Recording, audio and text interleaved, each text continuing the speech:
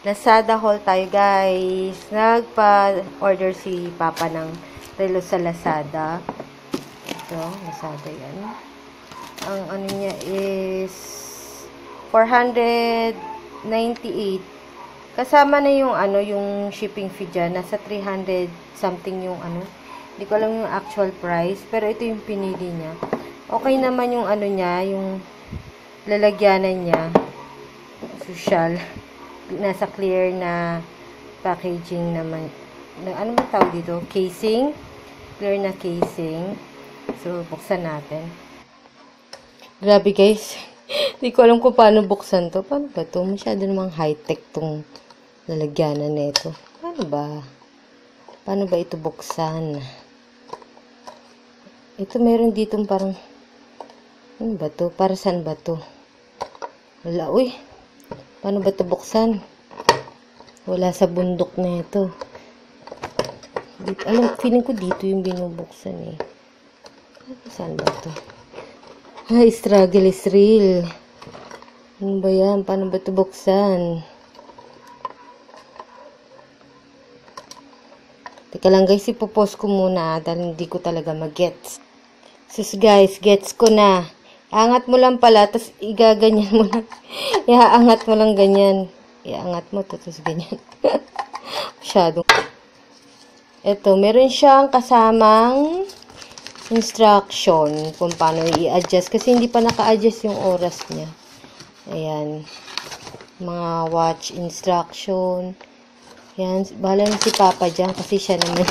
Kaya naman yung relo na yan. Tingnan lang natin yung loob kung maganda siya. Ang tatak nga pala neto is ano. Ayan. Shores. Shores pa yan. S-H-H-O-R-S.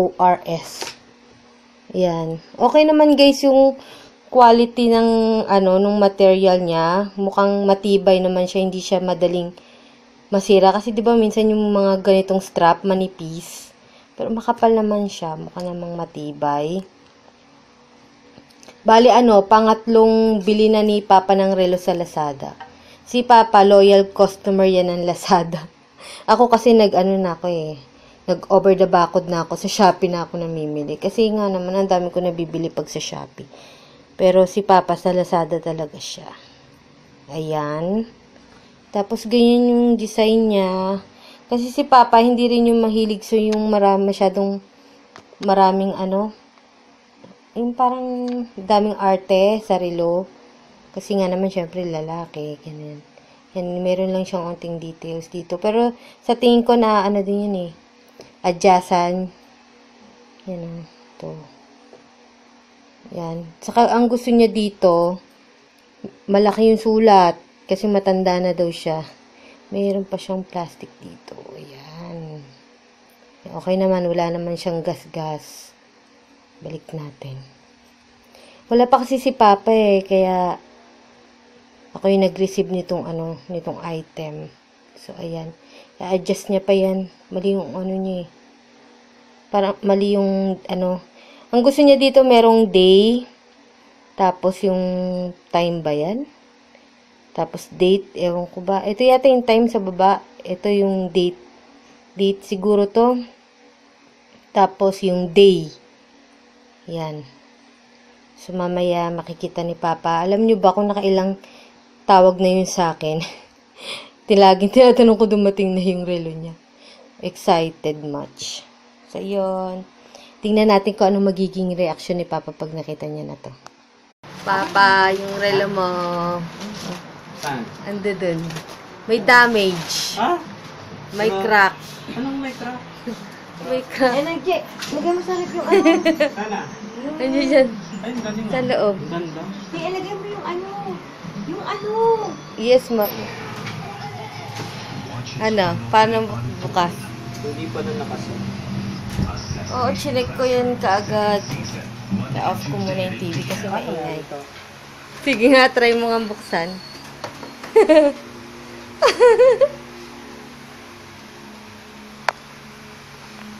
Oh, sige, try mo buksan. Nahirapan din ako pagbukas dyan. Parang puzzle eh. Suko ka na? Suko na?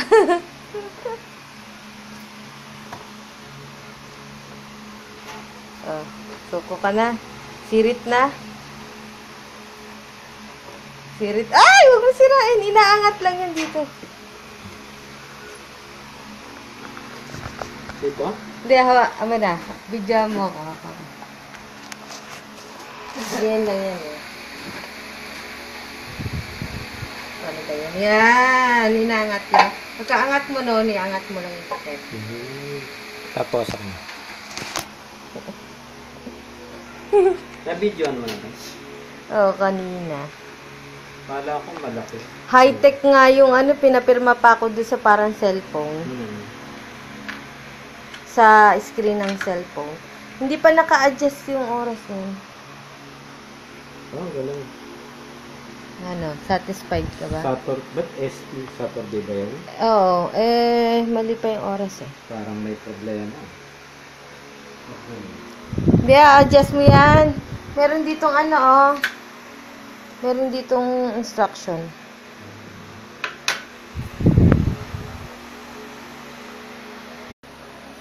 O ano, nahirapan ka na mag-adjust.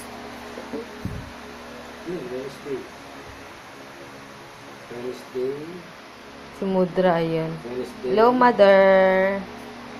Uy, Naku, Facebook patay na naman. Bakit? May damage? Defective? Bakit ganun? Mali ang oras na sa date. Baka bukod ang pag-set mo. Kumakain sila ng turon. Si mama kumakain kahit nakahiga. Sige, mabulunan ka dyan. Ano? Hindi, mali yung ano, yung date pa. Hindi ka happy. Review mo nga. Ang pasada. Diba? Pero ngayon lang naman ganun nagkaroon Effective defective. naman yung Hindi daw kasi na, ano, mali yung date. Yung match na, nagmamatch na date dun sa Time. araw. Ay, sa araw. Automatic nagiging, ano. Hindi match. Halimbawa, ka-12, Webes, Miyerkules, naging Webes. Hindi naman pwedeng bukod na i-adjust yung, ano, sabay, Tumatak. sabay yun, sumasabay yung date, at saka yung araw, yung day. Asan na? Hirilo mo.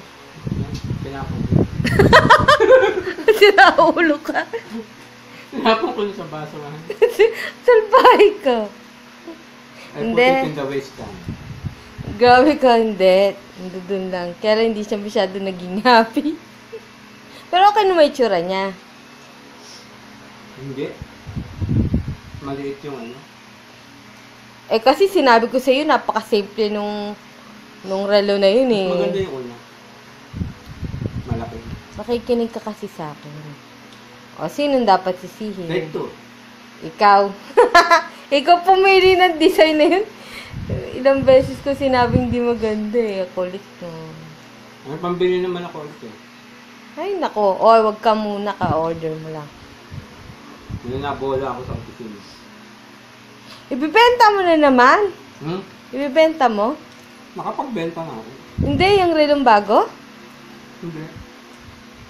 Susutin mo muna bago mo ibibenta. O, sige na. Yan guys naman yung itsura niya. Okay naman yung quality niya. Yun nga lang, medyo nagkaroon ng diferensya sa date at saka sa day. Kasi, automatic, kapag sinet mo yung ano ba yun? Yung date na a-adjust din, na iiba yung, yung day. Kumbaga, pag sinet ni Papa ng date ngayon na 7/12, ang lumalabas is Thursday na Wednesday pa lang ngayon. So, yun lang naman yung problema niya. Pero okay naman Technical yung itsura niya. Yun. Bye-bye na guys. Kakain na ako ng turon. Merienda. Ay, ang laki. Ala. Kakaligo ko lang eh. Yeah.